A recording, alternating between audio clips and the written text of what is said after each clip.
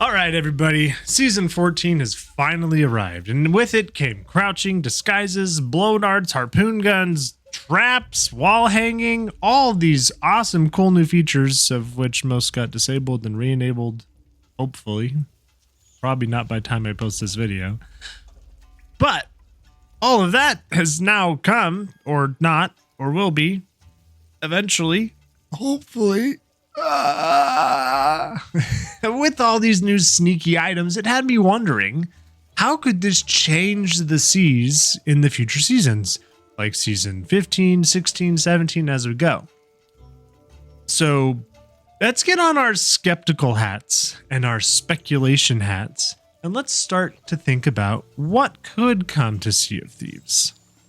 There's no better time than now, considering that the game's status is currently really bad, than to add what everybody has been asking for years. I present Season 15, the Ice Biome. Now hear me out. I understand there's a lot of problems and the game needs some fixing, but everyone's been asking for the Ice Biome. And I have figured out a really, really simple way that it could be implemented. You're just gonna take the Devil's Roar, take a nice copy of it, rotate the islands around, just flip them, and drag them down to the bottom half of the map, like below Thieves Haven. And then, instead of there being active volcanoes and red and oranges everywhere, this would become a ice cold biome. And you would change all of those colors to blue. And the hazard for this biome, instead of exploding volcanoes, would be sort of a storm feature, but it's a cold front. So on occasion, a cold front would blow in with like a thin fog, not a thick fog like we already have with the Devil Shroud, and not like really bad like the storm, but somewhere in between. Nice thin fog would come in with blizzardy sort of sounds and features. And if you stay outside in the cold, you start taking damage. So you have to find shelter, whether it's by a campfire inside of your ship or some sort of shelter on these islands.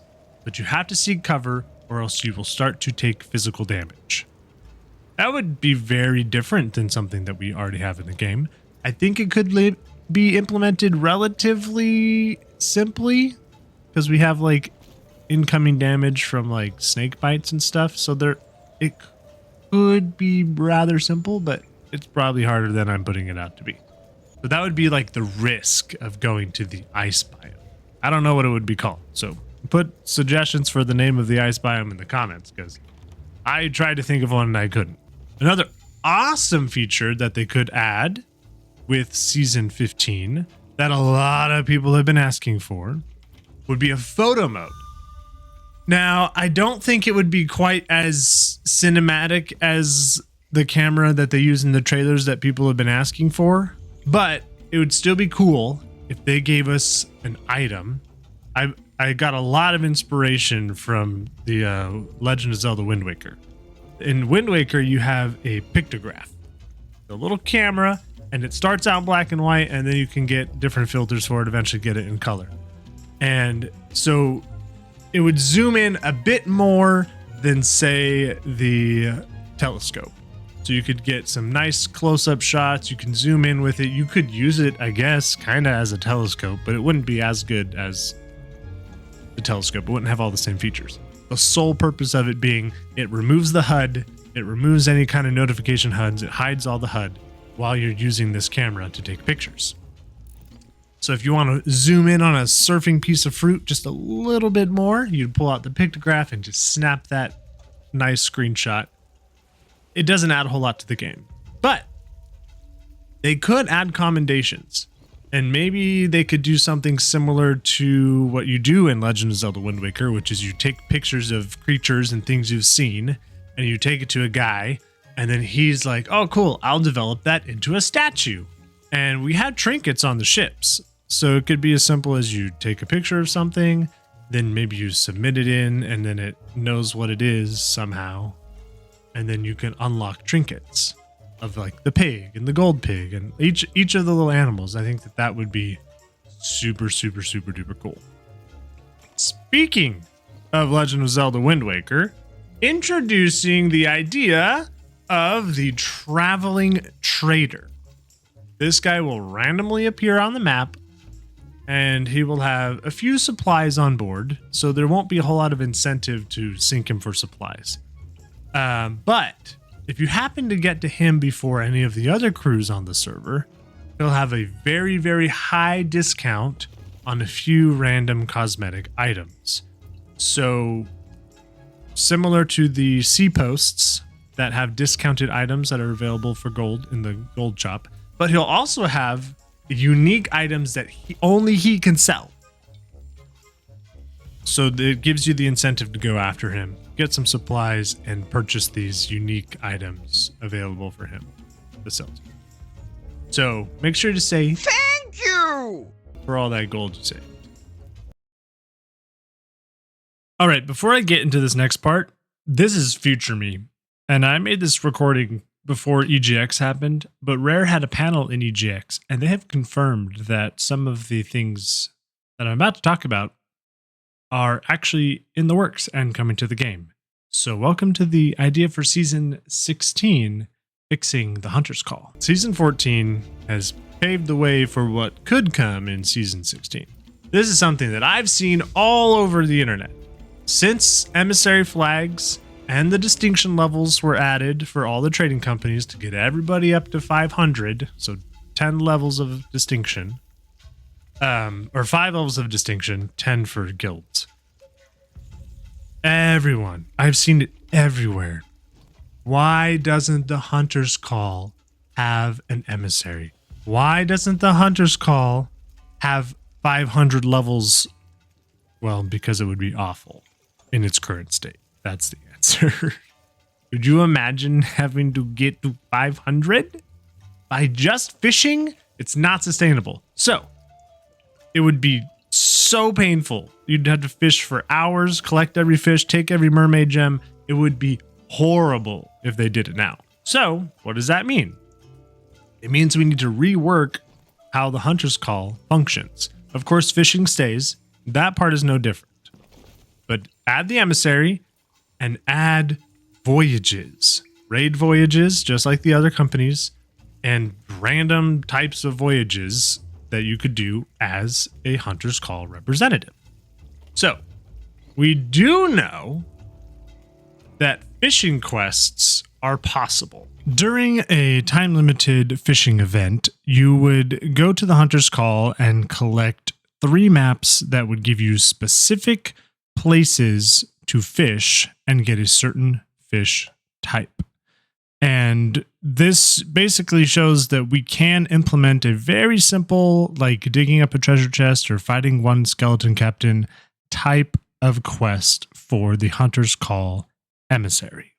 But if you fish an item or you fish something up, it's not really fair that, I mean, I guess a player could steal it from your barrel, but there is the physical fish in the Monkey Island Tall Tales. They added the red herring. It's an actual, like, a physical fish.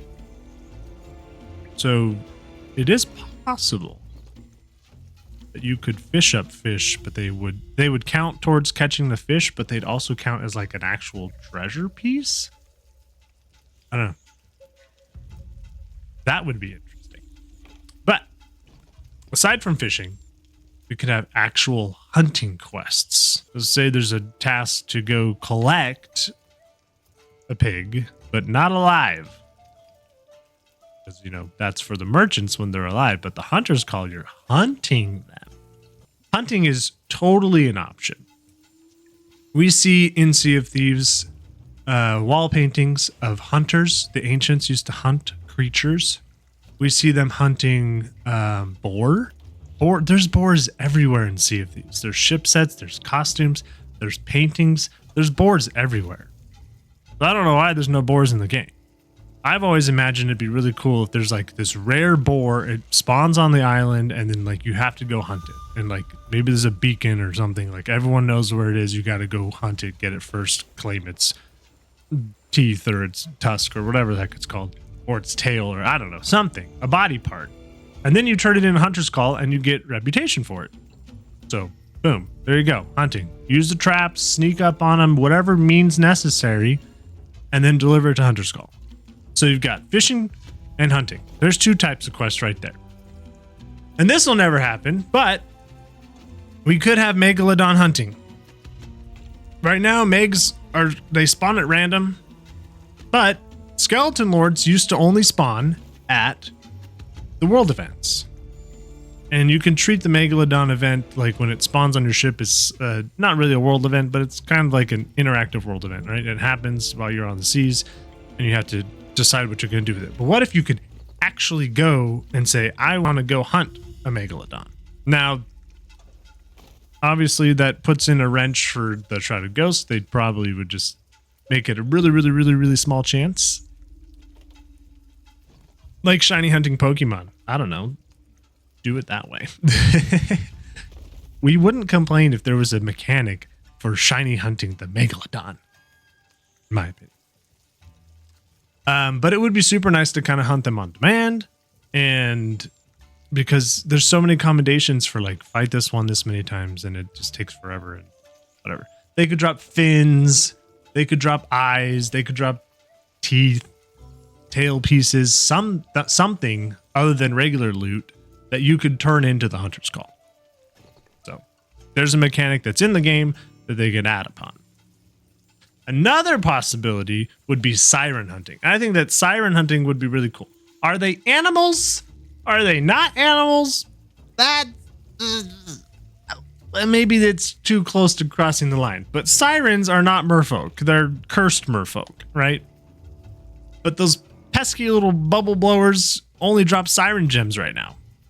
And it'd be really cool if when you kill the like the captain guy with that has the Disney stick, the Trident of Dark Tides, if you could like get his crown or something, and then you could take that to Hunter's Call. You could turn in the crown. It'd be like killing a skeleton, but instead of dropping a skull, it drops a crown. Or it could even drop like a skull, but that's like only goes to Hunter's Call. So there's a few options there for that type of quest. Something else that I think would be super cool for Hunter's Call as a grade 5 emissary reward would be like a super hunt. Like a giant creature has appeared on an island and you have to go take it down to complete your emissary quest.